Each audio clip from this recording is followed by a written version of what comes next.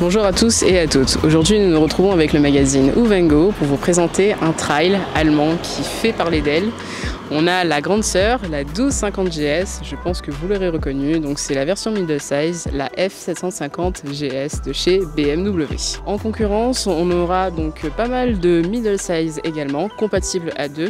Donc on aura la 85 VTT Guzzi, la Tiger 800 de chez Triumph ou encore la Tracer 7 de chez Yamaha. Au niveau du moteur, on partira sur un bicylindre, 4 temps, distribution par double Arbacam en tête et refroidissement par carter sec. On a une cylindrée de 853 cm3, d'un alésage et d'une course de 84 x 77 mm. Au niveau de la puissance maximum, le constructeur annonce 77 chevaux, soit 57 kWh à 7500 tours minute, ainsi qu'un couple de 83 Nm, soit 8,50 m/kg à 6000 tours minute. Au niveau de la boîte, on reste sur une boîte traditionnelle à 6 rapports avec une transmission secondaire à chaîne. Un embrayage anti-dribble aussi est disposé sur cette moto afin de gagner en confort de conduite au levier et éviter les blocages de la roue arrière en cas de fort rétrogradage.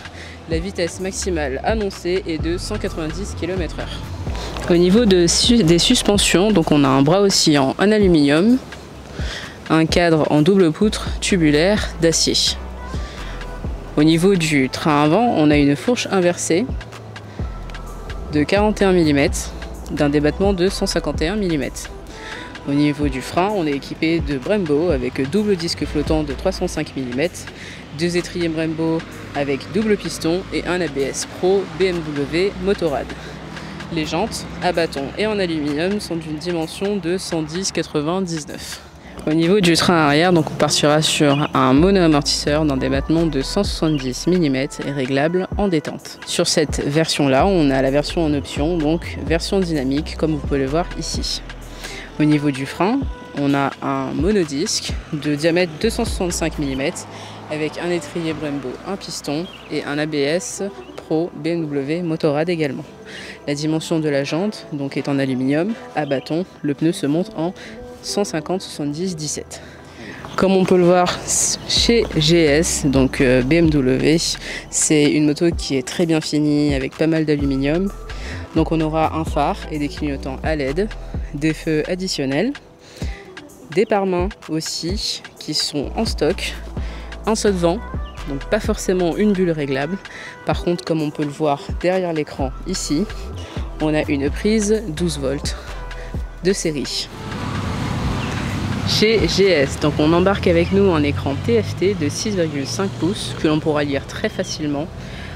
On a des contours numériques, un ordinateur de bord qui indique le compteur de vitesse, la vitesse engagée, la jauge de température, les indicateurs de périodicité d'entretien, la température ambiante, l'horloge ou encore les différents modes de conduite. On a aussi de nombreuses assistances, donc BMW nous habitue aussi à plusieurs modes de conduite qui sont au nombre de 2 en version stock, donc la version Rain et Road, et en version dynamique, on a la dynamique et enduro. On a également un traction control, un anti-patinage et une gestion dynamique du frein moteur. On finit sur une connectivité Bluetooth avec l'application dédiée à BMW pour ainsi activer le GPS et avoir les différentes informations directement sur le tableau de bord. Assez étonnant, probablement, le réservoir d'une capacité de 15 litres offre une consommation moyenne de 4,1 par 100 km pour une autonomie d'environ 360 km. La hauteur de selle est de 815 mm. La selle confort vous rehausse jusqu'à 830 mm. On a par contre un très bon confort avec une selle monoplace autant du côté conducteur que passager.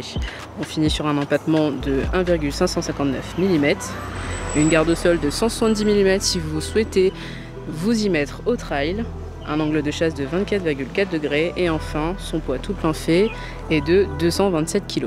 Au niveau des choix de pneumatiques, donc si on part sur un usage qui est plutôt route pour rouler au quotidien surtout, on vous laisse tout de même un accès relatif au tout-terrain, donc 70% en route et 30% tout-terrain.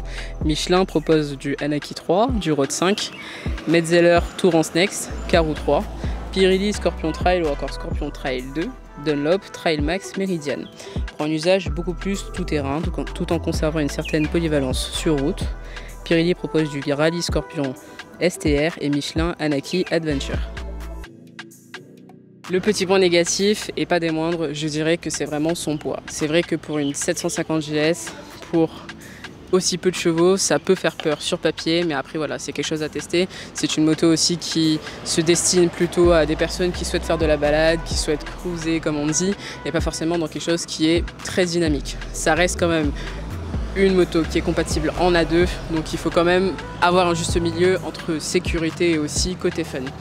Donc BMW, je trouve, aurait pu mettre une bulle donc pour faire la déflexion de l'air. C'est vrai que comme on est très haut, au niveau de la route des Tamarins par exemple, on a tendance à se prendre le vent de pleine face.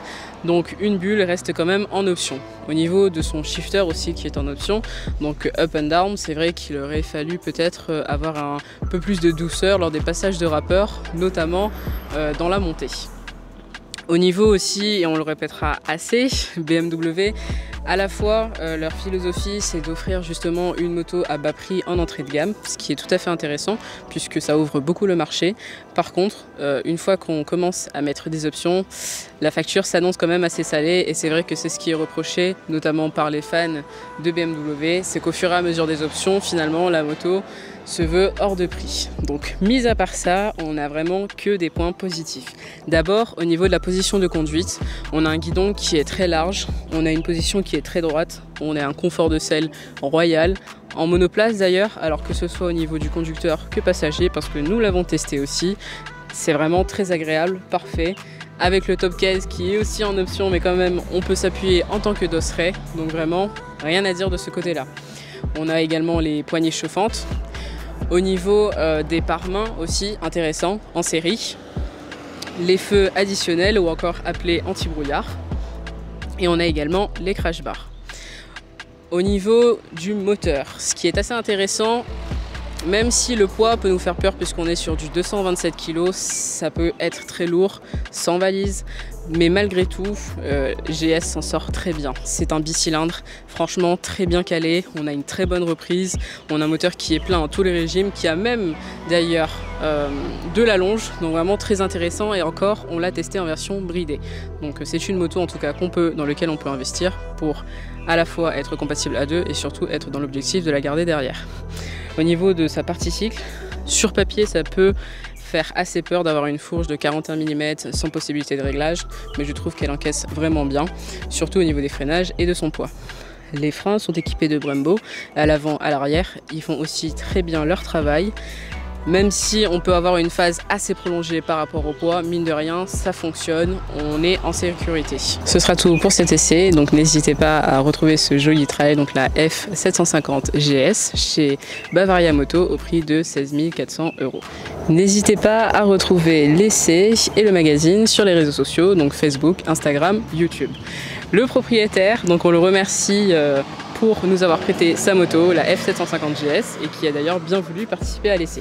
Merci à vous surtout de m'avoir contacté, c'était vraiment sympa de ce moment de partage. Vous êtes très sympathique et vous êtes passionné et ça c'est chouette. Et du coup tu m'as expliqué que toi ça faisait pas longtemps que tu l'avais acheté et que surtout c'était dans le cadre du A2, donc pourquoi tu l'as choisi elle plutôt que ses concurrentes? Déjà parce que au niveau confort, elle est quand même au-dessus du lot, je trouve. Malgré son poids, elle a un comportement qui est rassurant. Quand on sort du permis, je trouve que c'est quelque chose d'important en fait, d'être rassuré parce que nos routes réunionnaises sont malheureusement très accidentogènes et être sur une bécane qui rassure, ça permet de partir sur de bonnes bases déjà et c'est bien.